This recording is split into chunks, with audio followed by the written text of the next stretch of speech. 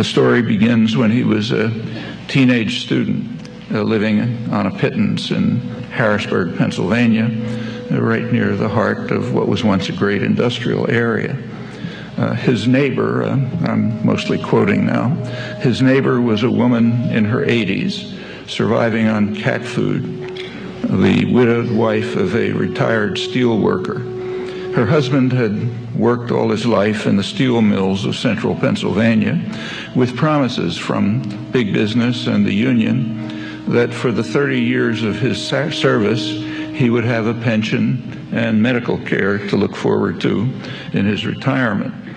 Instead, he was one of the thousands who got nothing because the incompetent mill management and corrupt union, not to mention the government, raided the pension funds and stole their retirement.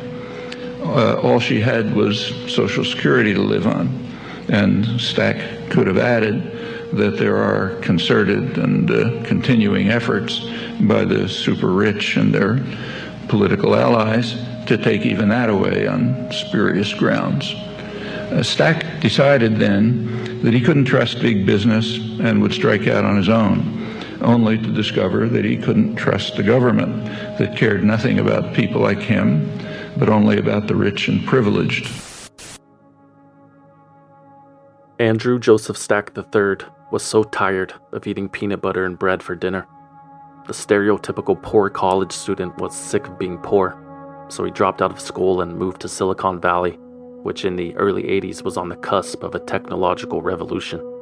It was the perfect place to be for what Joe Stack wanted to be, a software engineer. There was no hesitation leaving Pennsylvania either. The industrial economy was drying up, and it's not like it had ever felt like home for Joe Stack anyway. Both of Joe's parents had been killed in a car accident when he was only 4 years old. He grew up in a Catholic orphanage separated from his two brothers and sister. There's no way San Francisco could be worse than that, right? Wrong. Joe Stack would later claim that it was in California where he received his, quote, introduction to the real American nightmare. The American nightmare Joe Stack was referring to is taxes. You see, Joe Stack made some money in California, enough even to buy a private plane and a pilot's license. But Joe was a bit perturbed with the government's take, to say the least. He sought out and befriended like-minded tax protesters in the state.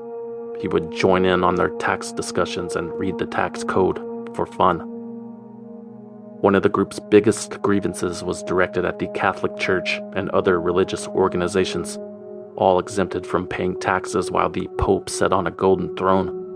And here was Joe Stack, a man who started his own small software engineering business from nothing, having to pay an absurd amount every year and receiving little return on his investment. It just wasn't fair.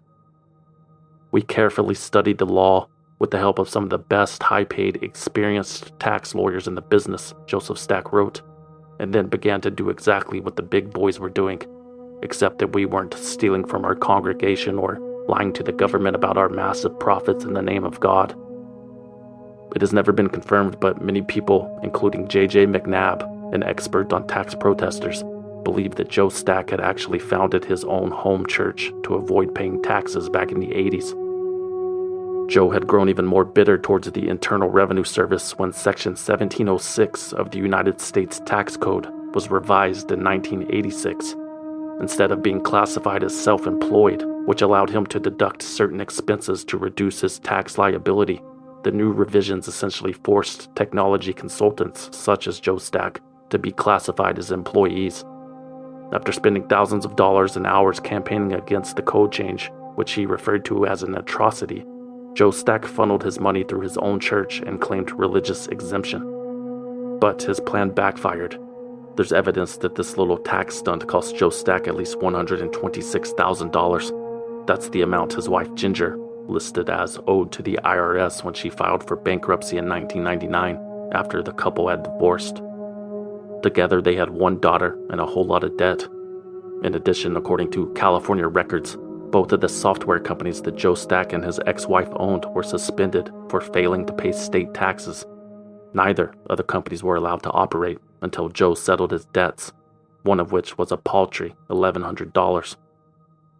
With no wife, no business, and no intention of ever paying the state of California. In the early 2000s, Joe Stack tried to reignite his career in Austin, Texas, a place with a booming technology scene of its own. And best of all, there was no state income tax. Despite his initial frustrations of finding work in Texas and the lack of West Coast pay, Joe Stack had found his new home in Austin. In 2003, he launched a new software engineering company called Embedded Art.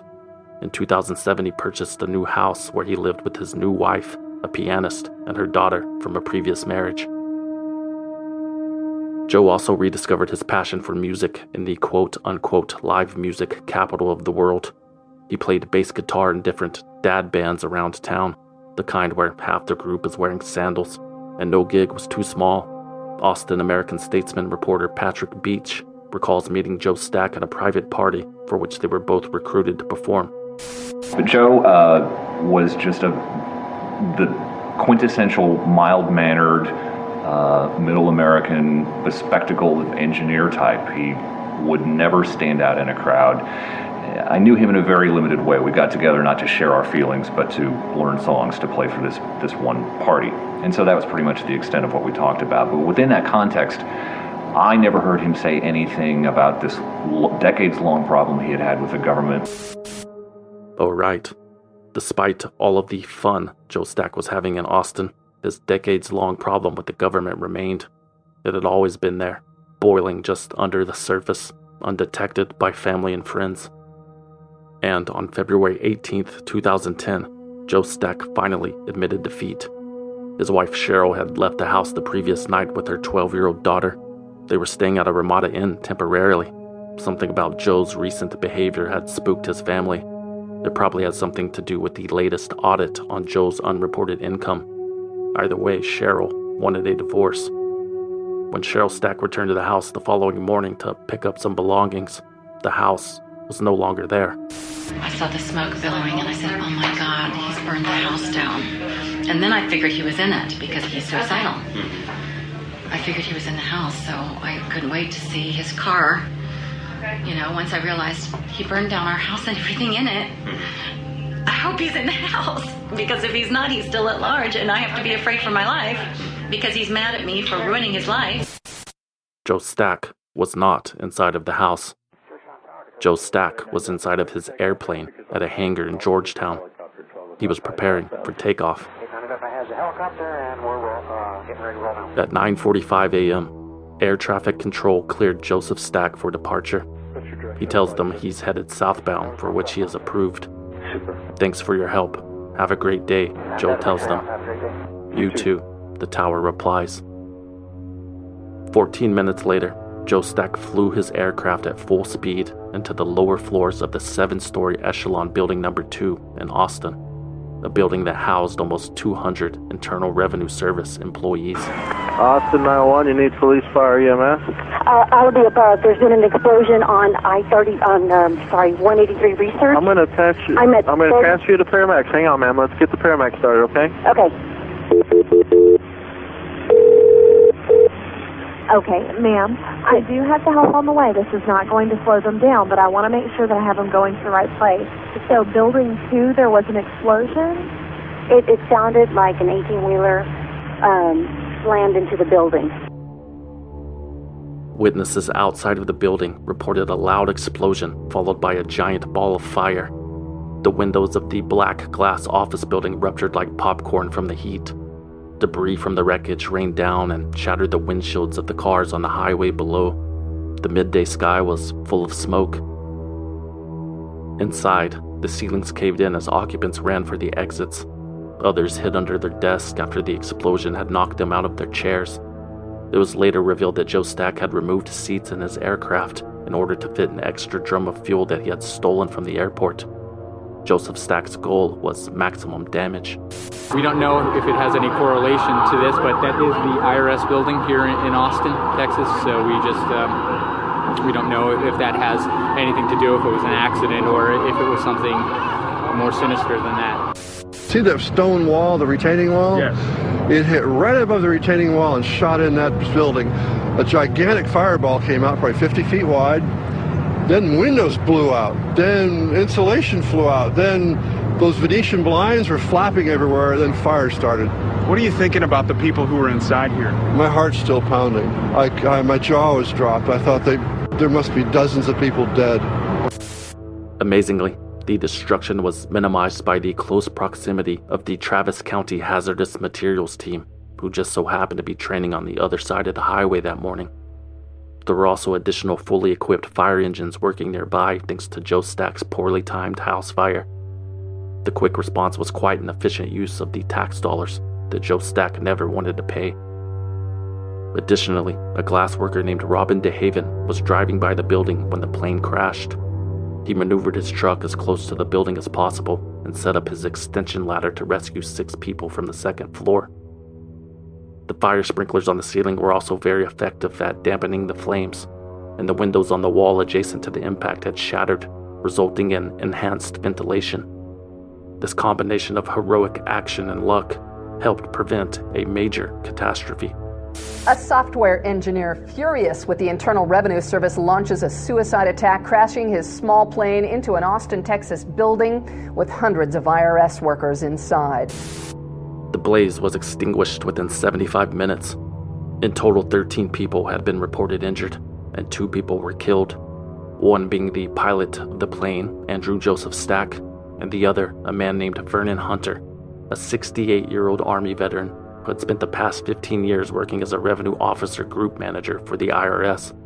Part of Vernon Hunter's job was to formulate payment plans for taxpayers who couldn't afford to pay. This is the city of Austin's chief of police, Art Acevedo, in the immediate aftermath of the plane crash, addressing the elephant in the room. I know the number one fear that's coming to everybody's mind is there is an act of terrorism, and is the country, the city, the region in danger. And I can tell you categorically that there is no cause for concern from a law enforcement or a terrorism perspective. The one point that I need to put out is that this is an isolated incident here, that there is no cause for alarm, and that people should continue their lives as they would any other day of the week. Investigators were able to quickly make the determination that Joseph Stack was a lone wolf because the suicide pilot had published a manifesto on the front page of his company's website earlier that morning. It's about 6 pages long and begins with Joe Stack's life story of growing up in an orphanage in Pennsylvania before launching into a tirade about taxation without representation and how he had never seen a politician in his lifetime cast a vote with his interest in mind. And then Joe directs his anger towards our corporate overlords. Quote, "Why is it that a handful of thugs and plunderers can commit unthinkable atrocities, and when it's time for their gravy train to crash under the weight of their gluttony and overwhelming stupidity, the force of the full government has no difficulty coming to their aid within days, if not hours? Yet at the same time, the joke we call the American medical system, including the drug and insurance companies, are murdering tens of thousands of people a year and stealing from the corpses and victims they cripple. And this country's leaders don't see this as important as bailing out a few of their vile, rich cronies. Yet the political representatives, parentheses, thieves, liars, and self-serving scumbags is far more accurate, have endless time to sit around for year after year and debate the state of the terrible healthcare problem. It's clear they see no crisis as long as the dead people don't get in the way of their corporate profits rolling in. Yikes. Timely and relevant. He continues, and justice? You've got to be kidding. How can any rational individual explain that white elephant conundrum in the middle of our tax system, and indeed our entire legal system? Here we have a system that is by far too complicated for the brightest of the master scholars to understand, yet it mercilessly holds accountable its victims, claiming that they're responsible for fully complying with laws not even the experts understand. The law requires a signature on the bottom of a tax filing, yet no one can say truthfully that they understand what they are signing. If that's not duress, then what is? If this is not the measure of a totalitarian regime, nothing is. According to Joe Stack's letter, his latest audit was the final straw. He blamed the CPA who prepared his tax returns for neglecting to include Cheryl's unreported income. Now Joe was on the hook for a few thousand more dollars, just a few years removed from the 2008 recession and massive bank bailouts. "I have had all I can stand," Joe wrote. I would only hope that by striking a nerve that stimulates the inevitable double-standard, knee-jerk government reaction that results in more stupid draconian restrictions, people wake up and begin to see the pompous political thugs and their mindless minions for what they are. Sadly, though, I spent my entire life trying to believe it wasn't so. But violence not only is the answer, it is the only answer. The cruel joke is that the really big chunks of shit at the top have known this all along, and have been laughing at and using this awareness against fools like me all along. I saw it written once that the definition of insanity is repeating the same process over and over and expecting the outcome to suddenly be different. I am finally ready to stop this insanity. Well, Mr. Big Brother IRS man, let's try something different.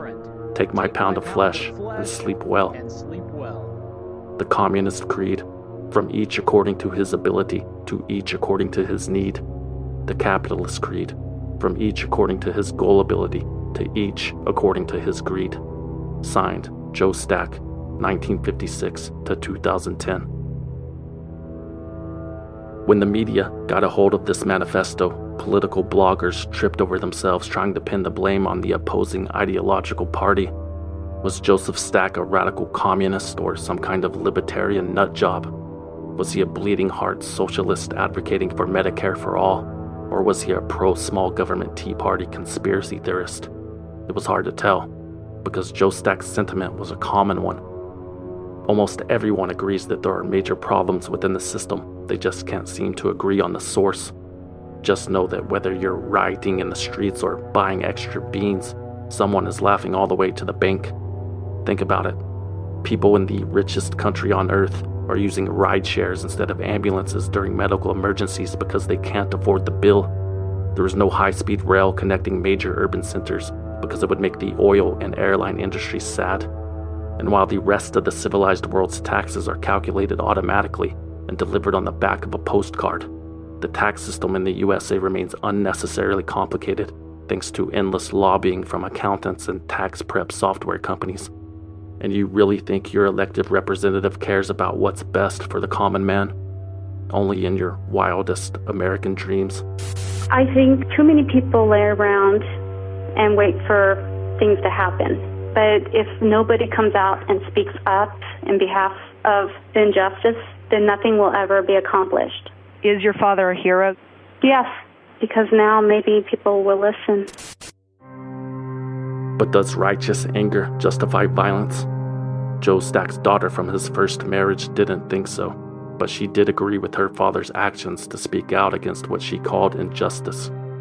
She would later retract labeling her dad a hero during a Good Morning America appearance and added, quote, "If he had actually just stood up to the government using freedom of speech and did all he could besides doing what he did, flying his airplane into a building and burning his house, I think that would have been more effective. We are mourning for Vernon Hunter." How is it that you can call someone a hero who gets, after he burns his house down, he gets into a plane and takes out seats, puts an extra gas tank in it, and deliberately flies it into a building to kill people? My dad, Vernon, did 2 tours of duty in Vietnam. My dad's a hero. Vernon Hunter's son, Ken, was mourning for Vernon Hunter too. Ken took umbrage with the Stack daughter's initial statements and responded, quote, "A great person wouldn't have done that. Part of being an American, and whether you agree with what's going on in the government or not, is you pay your taxes. This isn't someone who couldn't afford to pay his taxes. He had an airplane and almost a $300,000 house. And we're talking what, like $4,000 to $6,000 he didn't want to pay? That's ridiculous. My dad didn't write the tax law. Nobody in that building wrote the tax law." 2 dead fathers and nothing to show for it, other than a headline that's been long since forgotten, which is the only thing that violence guarantees you. Just a blurb in the 24-hour news cycle. Another ignored notification on somebody's cell phone. That's it. At least until some true crime podcast picks up the story years later and talks about it while sipping a sponsored Chardonnay. But still, that hardly seems worth it. Anyway, 4 years later, another man with a bureaucratic axe to grind terrorized the same city while a towing industry watchdog set out to crack the case, keeping Austin weird on this episode of Swindled.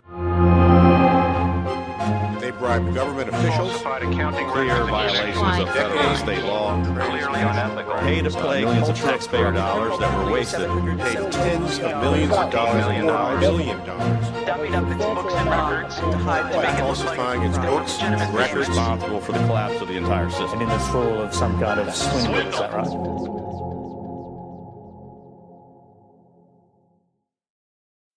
Good morning, Commissioners. My name is Pat Johnson. I'm founder of Texas Towing Compliance, and I hear from victims all across the state every day. Patrick Eugene Johnson had turned his life around. After spending 3 years in prison on a felony theft charge in the early 80s, Pat had made an effort to stay on the right side of the law, except for that one time in 2002 when he got busted with a little pot in Williamson County. But that's about as victimless as a crime can get. Pat Johnson would never hurt anybody. In fact, after retiring due to poor health from his 40-year career as a tow truck operator, Pat Johnson had shaped himself into somewhat of a hero in Texas. In 2006, he launched Texas Towing Compliance. It was an organization dedicated to helping people understand and navigate the complex laws and regulations related to the towing industry.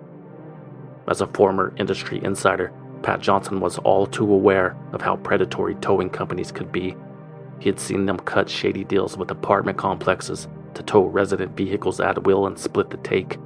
And he had seen how some of them would damage a vehicle during transport and pretend it never happened.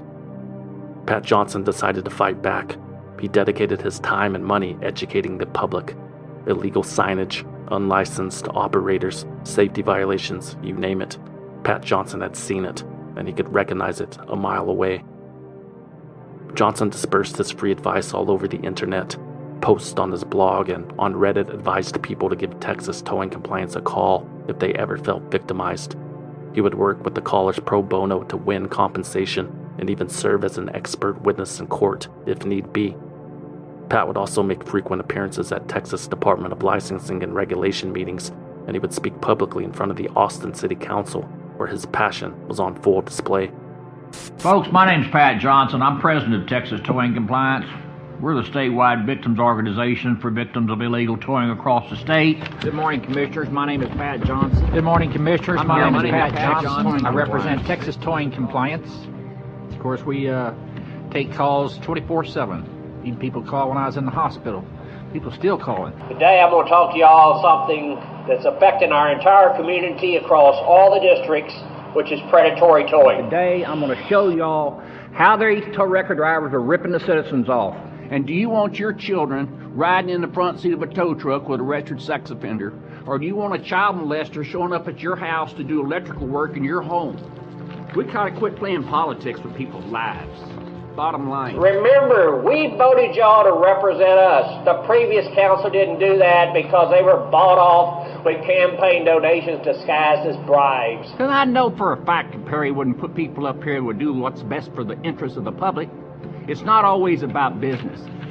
It's businesses who want to survive and businesses who are put out of business because of corruption within the towing industry. So remember, Mr. Denton, you really should consider stepping down because you are a disgrace to the state of Texas and to the people of this agency and to the many licensees that you've issued licenses to who don't deserve a license. Thank you. Thank you, Mr. Johnson. I'm glad you're feeling better. Everybody knew Pat Johnson's name, especially the local news organizations. Pat would call or email them almost every single day with news tips that he found on the road. When he wasn't sharing his knowledge or lecturing bureaucrats, Pat was usually patrolling the city of Austin in his Toyota Camry, on the lookout for towing companies that were violating the law, and his camera was always rolling. Well, here's a collision that happened over here at 7th and Springdale. Somebody picked up a collision rotation, but they didn't clean up the goddamn debris from the crash. To leave that shit on the side of the road and not pick it up, it's just proof that APD lets these tow companies get away with doing nothing.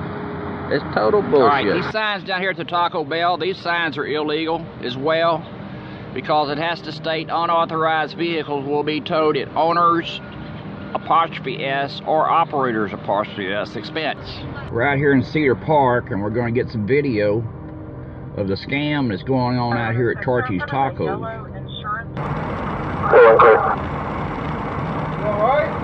Yeah, I'm all right. What about you? Yeah, I'm just fine. I notice you ain't got no markings on your tow truck. Oh, I do? Where they at? I had magnets, but they fell off. You're supposed to have them fixed to the tow truck. Oh, you're that guy who drives around fucking with all the tow trucks? I know your voice. I watch your YouTube videos. Texas Towing Compliance. Yeah. Yeah, Texas Towing Compliance. A thorn in the side of every towing ne'er-do-well in Austin, Texas. It would seem like a thankless job to most, not to mention salary-free.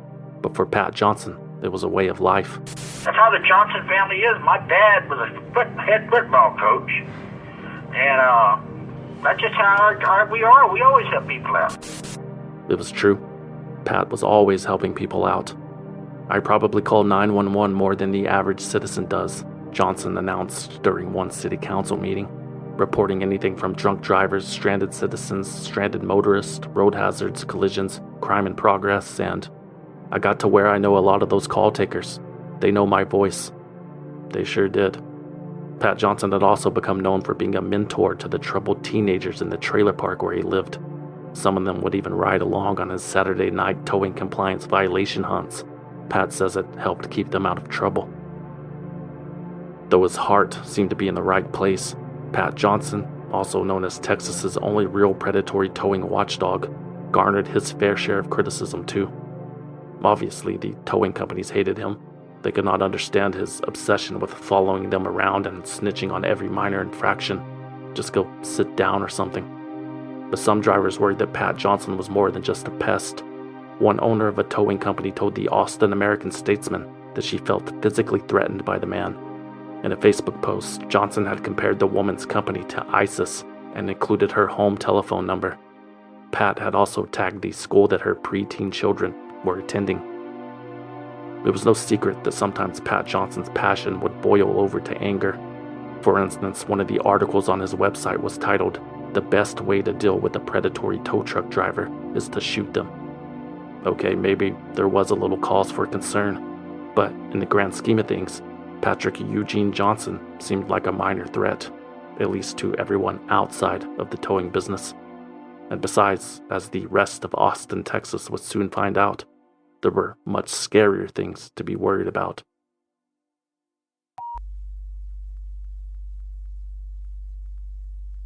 Oh, yeah. Look at them cuts of beef. Oh, hi, folks. PG Dalton here. Didn't see you standing there. You know how I like to unwind on the weekend? Well, Charlene and the kids were just hankering for some steaks. So I'm out here on the grill. And y'all know how I like to make my steaks. I like them peppered. Speaking of pepper, head on over to patreon.com/swindlevideo, where I'll pepper you with bonus episodes and early access to new episodes for only $5 a month. Please come see us.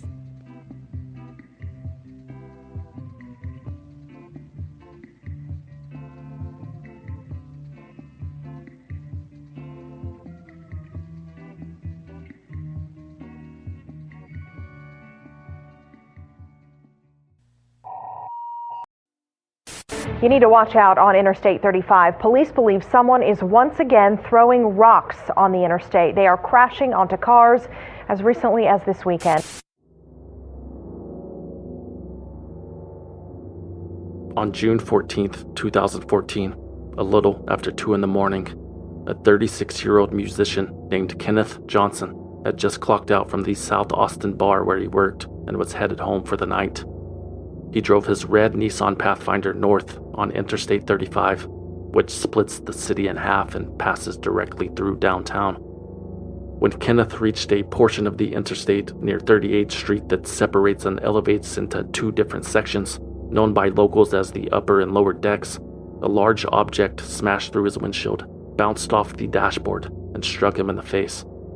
Kenneth Johnson lost control of his vehicle going 70 miles per hour, and he crashed into the median. He was transported to the hospital with a broken jaw and severe head injuries. A portion of his skull had to be removed. He has a prosthetic all the way through his head, and he had a stroke after he had the brain surgery. He had aneurysm, and they had to go in, and it burst. Kenneth would never fully recover. It took over a year for him to learn how to walk again with the help of a cane. Even today, he still has trouble speaking. How are you? Good. Good? You good? Do you miss your friends in Austin? Pat Johnson, no relation to the victim, was on his usual early morning towing compliance patrols of the city center that night when he witnessed the accident and called 911. Pat told the police that he had not seen anything suspicious, nor had he seen anything thrown. Investigators asked those questions because they had found a softball-sized rock in Kenneth's truck covered in blood.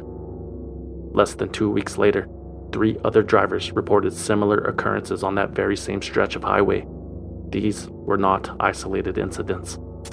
2 more possible rock-throwing cases along I-35 that happened just minutes apart. We have 3 new cases to report tonight of someone throwing rocks at cars in Austin on Interstate 35. Police confirming tonight 2 new rock-throwing attacks along Interstate 35. These police took more than a dozen new reports from drivers hit by rocks over the weekend. To date, we've had approximately 41 incidents that have occurred. 13 different cars were hit. Well, there have been at least 60 rock-throwing reports since the summer of 2014.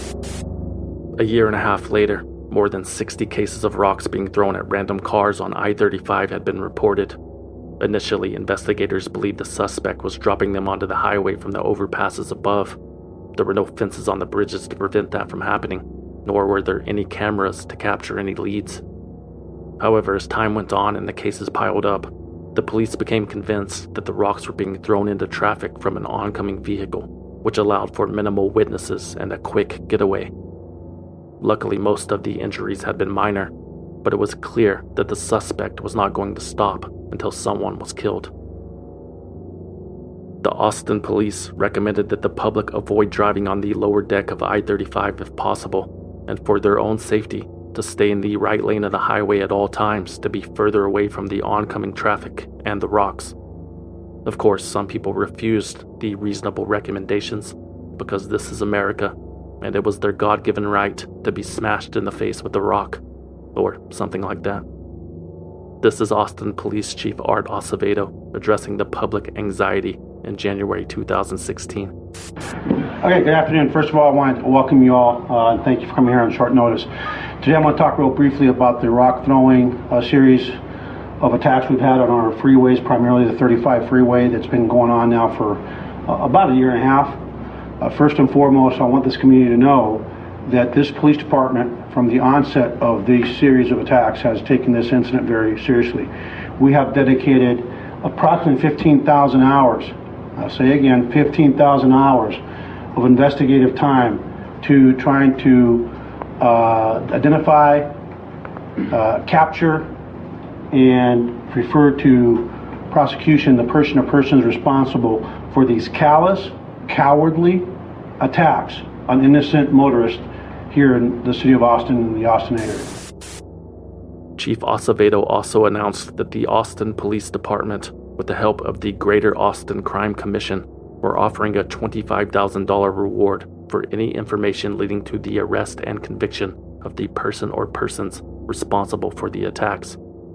Texas Governor Greg Abbott would later offer an additional $6,000. "We're not going to rest, and we're going to catch you," Chief Acevedo promised. "Idiots like this will get caught. My only hope is that no one gets killed before the person is caught." The attacks continued. That brings the total number of reports to 83 since APD began investigating nearly 2 years ago. 83 times. There have been more than 80 cases along I-35, some people severely injured. Police Chief Art Acevedo says it has happened 94 times since June of 2014. I thought I got shot. I mean, it was That's what I said. just terrifying. I mean, 1 minute you're just headed home, and the next minute, I mean, it literally felt like a missile coming through the window, through the windshield. Pat Johnson had come across the immediate aftermath of several rock-throwing incidents during his nightly patrol. He would pull over, check on the victim, and notify the authorities. It's probably about 3.5 foot wide, but probably about 6 foot long. Okay. What's your name? Pat. Pat Johnson? Yeah. In fact, ever-vigilant Pat Johnson himself had actually fallen victim to the attacks. On more than one occasion, apparently. Pat traveled the interstate in the early morning hours more than the average person, so the odds of getting hit were in his favor. or not, depending on how you look at it. But even with all that he had seen in the past year and a half, Pat hadn't yet been able to crack the case for the police, although he was pretty sure who was responsible for all of this terror. One night I was going up north, going up on Lord Day. Bam! Burst a rock comes in the windshield. And thank God the boy wasn't with me. And then after I got hit a couple more times, I started looking out for him. And then we found out that there was 4 gangs that were throwing all kinds of things, not just rocks, batteries, bicycle frames, you name it, the cars for initiation to get in their games. It was the Serranos, the Brown Trides, the Latin King, and the Gangster Disciples. Mexican street gangs were the culprits, according to Pat Johnson, but neither he nor authorities had any definitive proof. One man had been arrested for throwing rocks at cars in early June 2016, but his methods did not fit the modus operandi of the serial attacker. In fact, there was still zero evidence linking anybody to those crimes, which were still occurring frequently. There was no evidence until a few weeks later. A University of Texas police officer came forward with dashcam video footage that he suggested may be useful to the rock thrower investigation. About a month earlier, on May 15, 2016, Sergeant Eric Johansson was driving northbound on I-35 around 2:30 a.m. when he noticed a large object hurling through the air in his direction. Something just flew across the highway. Sergeant Johansson slammed on his brakes and the object bounced in front of his car. There was no damage to report, so Johansson continued on his way. I saw it coming towards me and it seemed like it had skipped up off the ground. And you know, it's not uncommon for there to be debris on I-35, and nowhere near a bridge, so the rock thrower wasn't anywhere on my mind. But that was before APD had announced that the rocks were coming from oncoming traffic, not bridges. When Sergeant Johansson received that update, it jogged his memory, and he retrieved the video. In it, you see a softball-sized stone being launched over the median wall and disappear underneath his car. But more importantly, there's only one vehicle coming from the other direction. There was nobody else who could have thrown it, and the license plate was visible. The police had their man. After more than 90 attacks and several serious injuries, police say they have arrested the primary I-35 rock thrower. Pat Johnson, seen here, is a name that is well known by police, the news media, and folks at City Hall because he positions himself as a community activist in Austin. He's now charged with aggravated assault for throwing rocks at cars on Interstate 35 and a string of crimes that resulted in blood on steering wheels, brain damage, and more. At 4 a.m. on June 16, 2016, the Austin Police Department's SWAT team surrounded trailer number 50 at the Frontier Valley mobile home community in southeast Austin. Neighbors reported seeing a dozen men and flashbangs at the scene.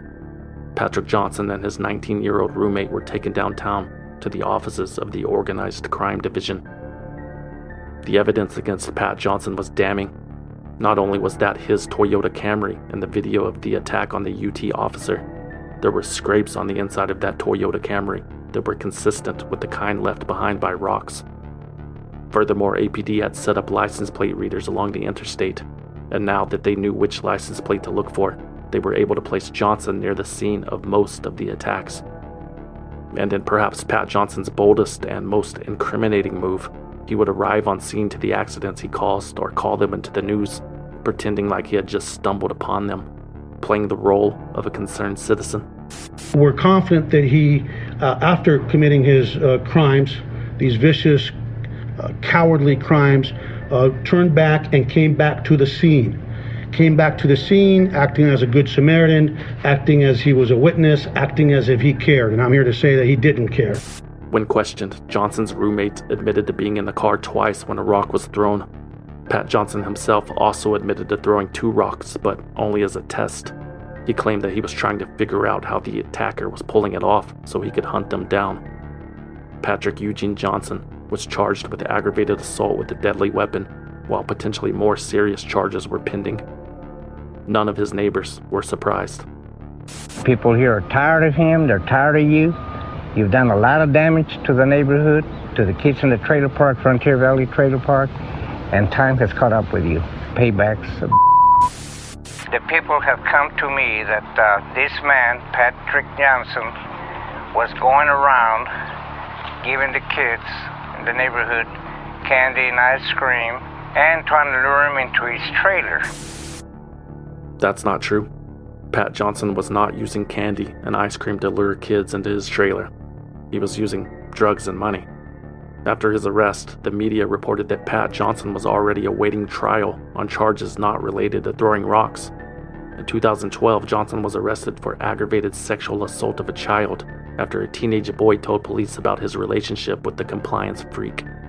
When the victim turned 13 years old, Pat Johnson began to offer the boy $20 or a bag of weed for the opportunity to perform oral sex on him. Other times the gift was beer and cigarettes. The first time it happened, according to the affidavit, quote, both victim and Johnson had been smoking weed when at some point Johnson told victim to pull his pants down. Victim stated that Johnson forced himself upon him, where he then gave victim a blowjob. According to the victim, this occurred as many as 100 times over a 2-year period, maybe more. The victim also told the police that Johnson had drugged him during at least one visit to the trailer. When the victim woke up, Pat told him that he had, quote, sucked his dick again and handed him some cash.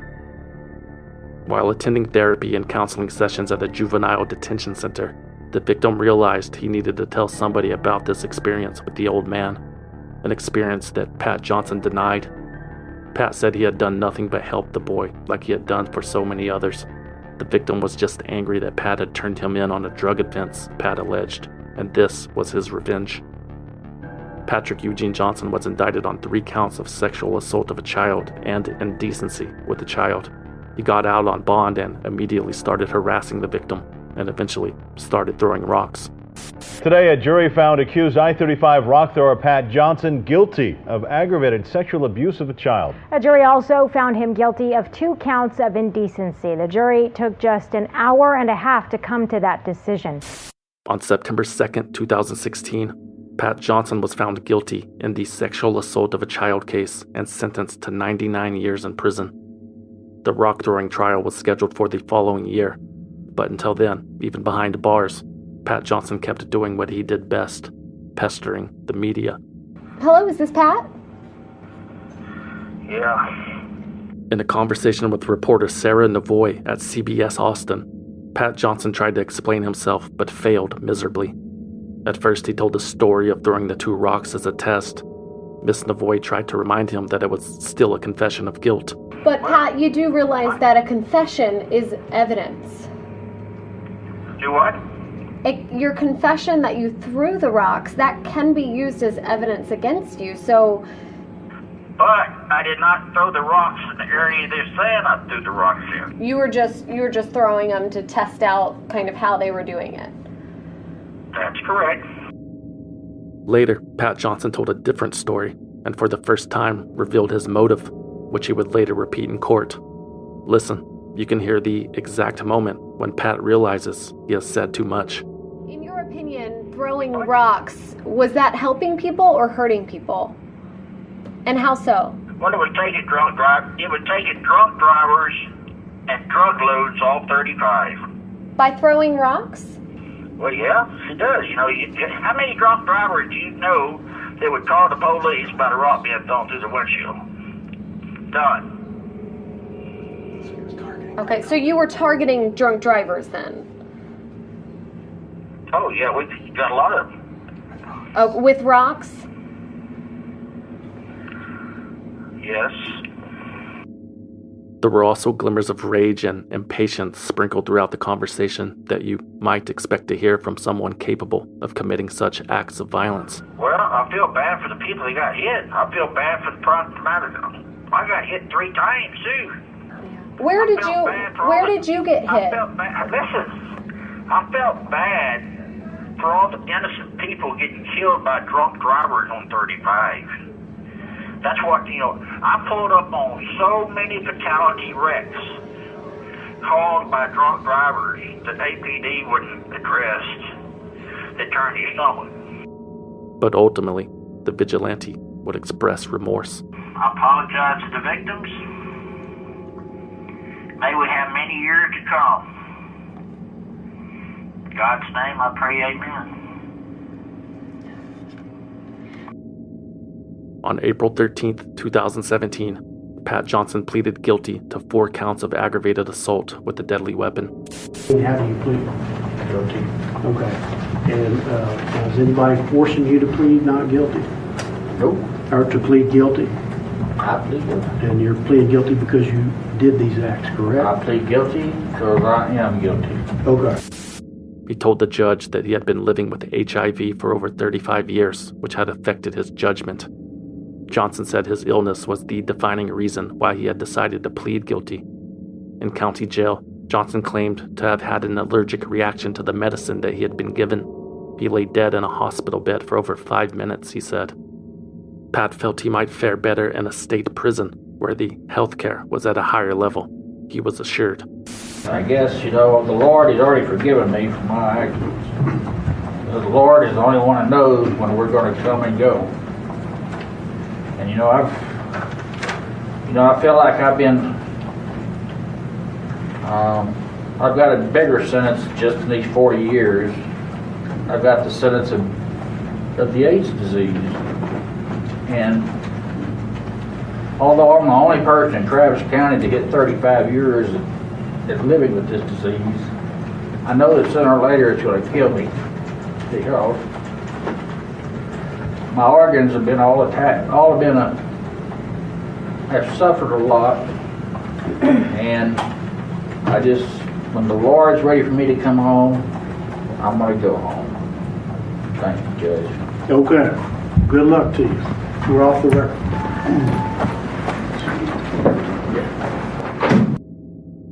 Patrick Eugene Johnson was sentenced to 40 years in prison for his rock-throwing spree.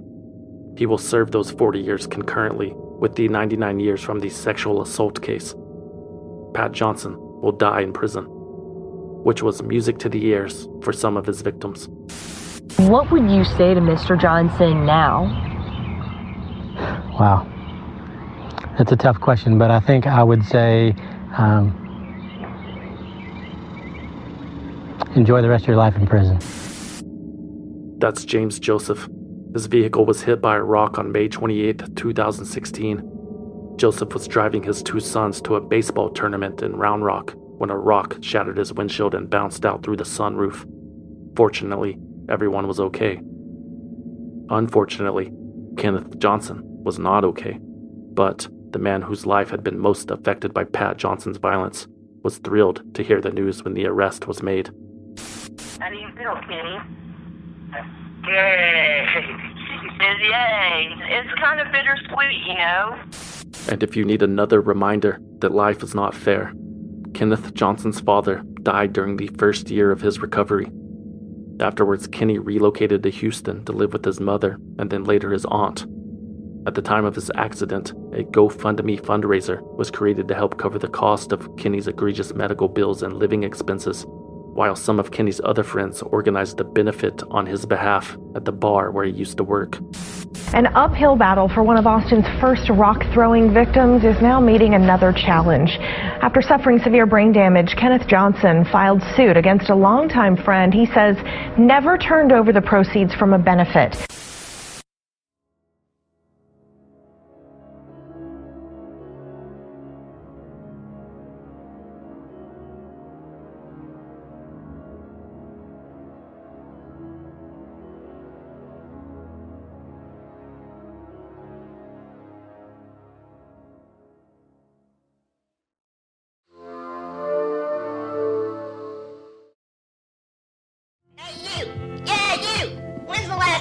swindlevideo.com/shop. We got high quality coffee mugs, hats, and buttons, so you can pin them on your shirt. Here at Swindle Corporation, we appreciate your input and feedback. That's why whenever I create these products, I'm thinking about using all of them. Goddamn, thank you, sugar. Thank you. Hope y'all don't mind if I wet my whistle. Ha ha!